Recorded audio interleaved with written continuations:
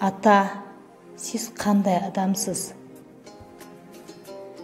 Эки агамдын чоңу сиздей элес буласыз. Ортончусу эсе албайт экен. Мен тамтоң басып кадам койгон кезимде Россияга кеткен экенсиз. Жалгыз апам бизди эл катары кантип аксын. Мугалимдик маянасы да жарытылуу эмес. Кезде акча жөнөтүп турчу экенсиз. Мен эс таткандан бери акча келүү да токтоду. Апамды көрүп боорубуз ачыйт. Бүгүн биз үчүн эстен кеткис күн болду. Биз карындаштуу болдук. Эки агам колумдан жетелеп төрөт үйүнө алып барышты. Экинчи кабаттан тизиле катар турган терезелерден акмалап апамды көрдүк. Эрмегибиз жалгыз карындашыбыз. Апам сизди күнү-түнү күтө берет. Бизге көрсөтпөй көз жашын сүрткөнүн кээде сезип туюп көрүп калам.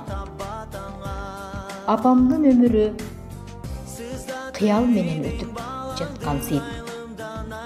Агаларым сизди күтө берип түңүлгөнбү, эми анча сөз кылбай калышты. Апам, карындашың экөөң атаңа куюп койгондой окшоссуң дейт.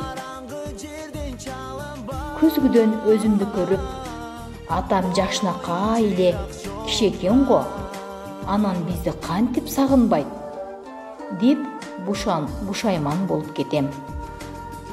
Мен кичине кезимде телефондон сүйлөшүп турчу экенсиз.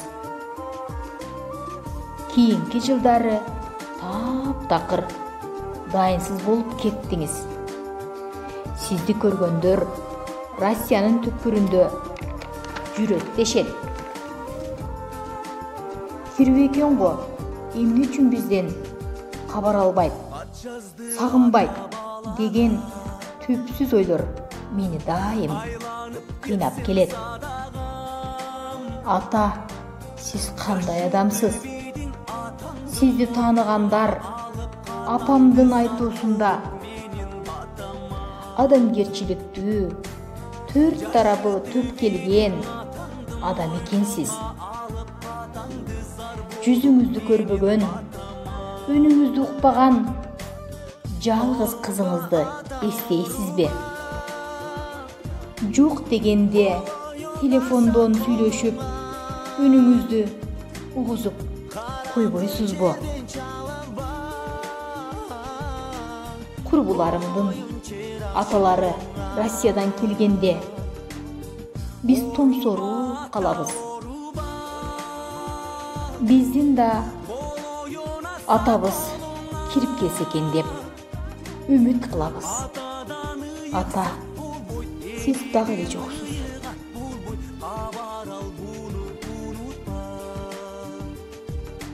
Ата, сиз дагы эле жоксуз. Сизди ал жакта кандай күч кармап турат? Бизге жибербей. Чоң агам эр жетсем Россиядан атамды издейм дейт. Апам, өлсөм да сени барса келбес Россияга жибербейм дейт.